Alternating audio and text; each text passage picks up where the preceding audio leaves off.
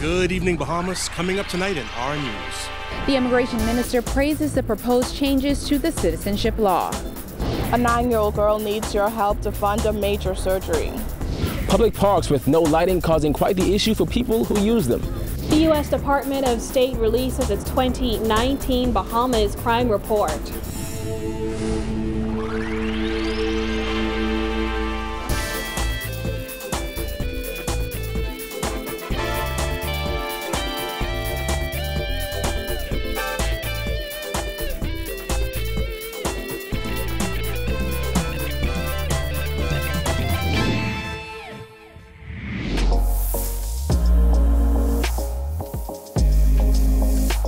Our news is brought to you by Alive.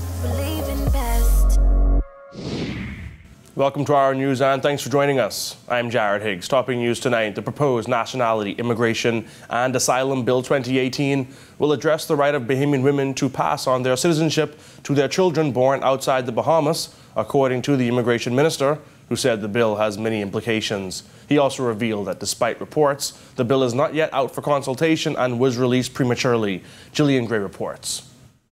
The new immigration bill is not out for consultation yet. It unfortunately was put up on the AG's website. It has been widely reported that the Nationality, Immigration and Asylum Bill is out for consultation. And just last week, the Prime Minister promised that government will ensure all views are considered during the consultation period.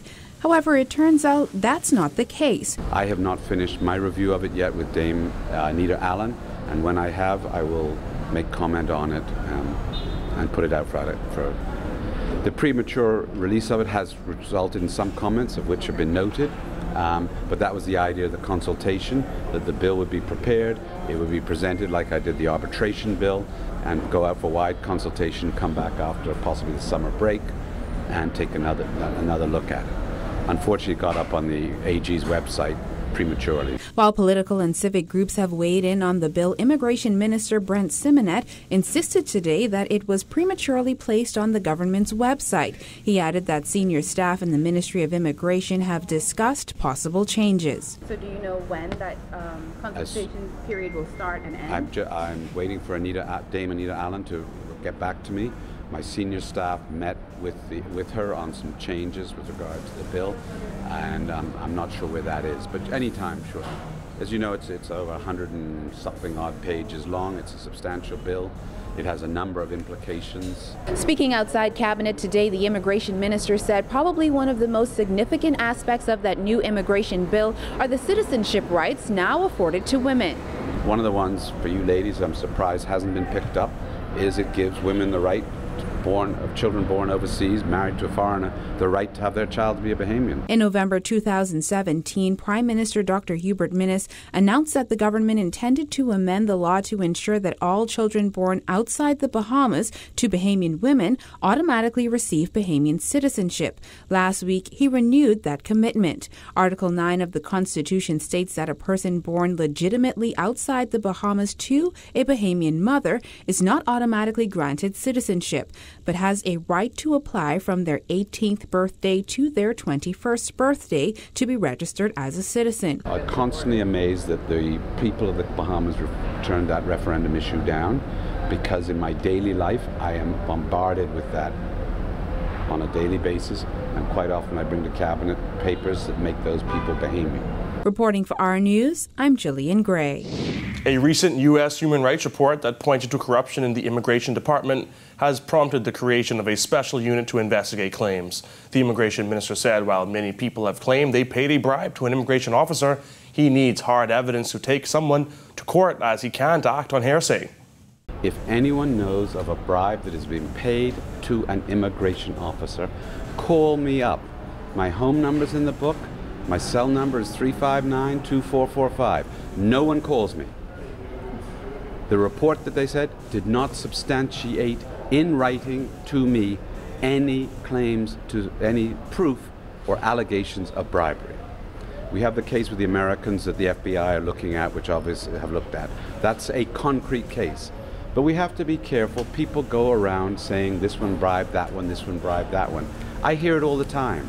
But no one has yet to come forward to me with proof that I can go to court.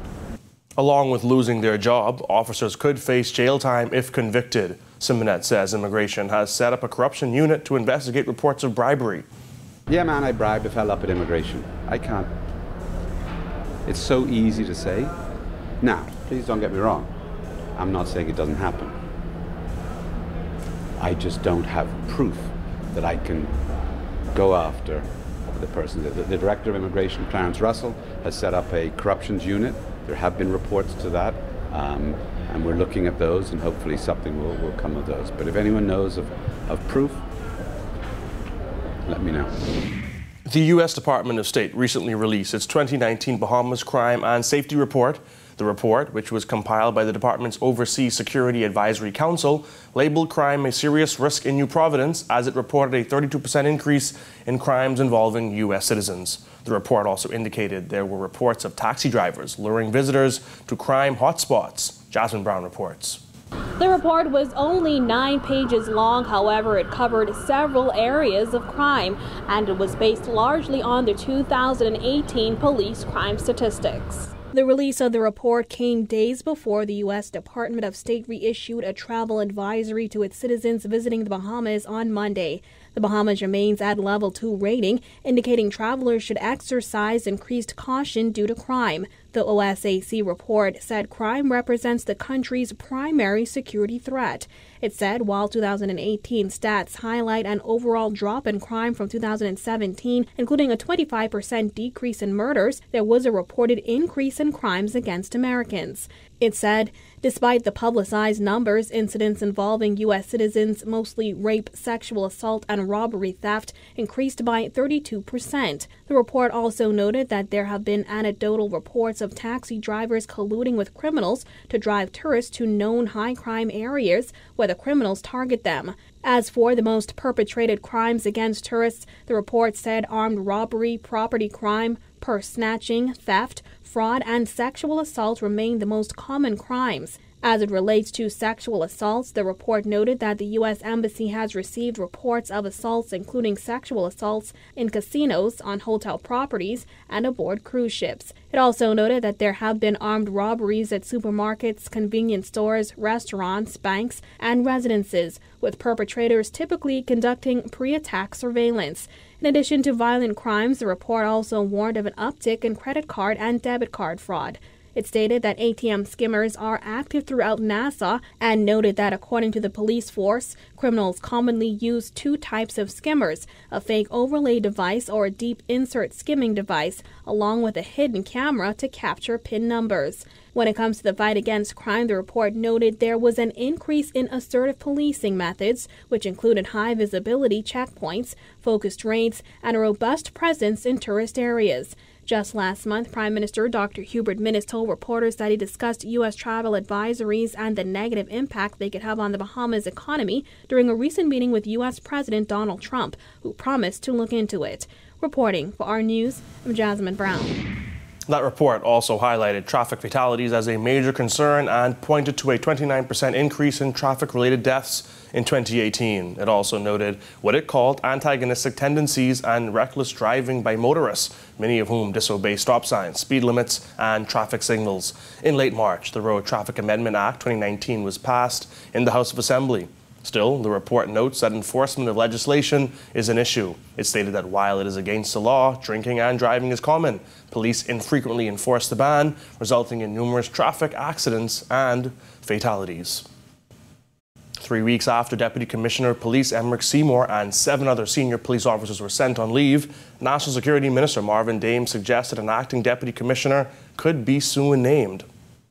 I assume someone very shortly would be designated Deputy Commissioner of Police, and that's how it works. It's been working. I mean, we've been doing it. It happens if the commissioner travels, it happens. If the deputy commissioner is out of the country, it happens. And in this case, the deputy commissioner is currently on pre-retirement leave, so the commissioner will make application, and there'll be an acting deputy in place until the substantive position is made vacant. 8 senior officers were sent on leave last month. That means Assistant Commissioners Samuel Butler, Ishmael Davis, and Paul Roll are the only 3 officers who remain in that rank on the force. Senior officers have speculated that Roll, who heads the anti-corruption unit, would be tapped as the new Deputy Commissioner. The parents of a 9-year-old girl are seeking the public's assistance after discovering that the youngest of their 7 children has a major illness. Giorgio Bain reports. One family is in need of your help after a sudden onset illness has left their 9-year-old daughter in the hospital and in need of brain surgery to remove a tumor. He said, "Mommy, Daddy, don't let me die." So that would have me down all of yesterday, you know. And when she said that, I had to turn around and wipe my eyes the next week, you know, just to hide from her from just crying, you know. Those are the words of 9-year-old Kenaya Rule, according to her father, Kenton Rule, who says his daughter is currently in the intensive care unit. Described as a helpful and loving child who aspires to become a chef, Kenaya faces an uphill battle. Her mother, Charmaine Rule, says it all started when Kenaya complained that she was struggling to see the chalkboard in class. Her parents said they kept her home for a few days until she felt better, but when she returned to school, officials called them in just a matter of hours. We sent her back to school on Friday, and she said that they called us back and they said that she appears to look funny, and my husband picked her up and he said that we took her to the doctor and they said to take her straight to accident emergency.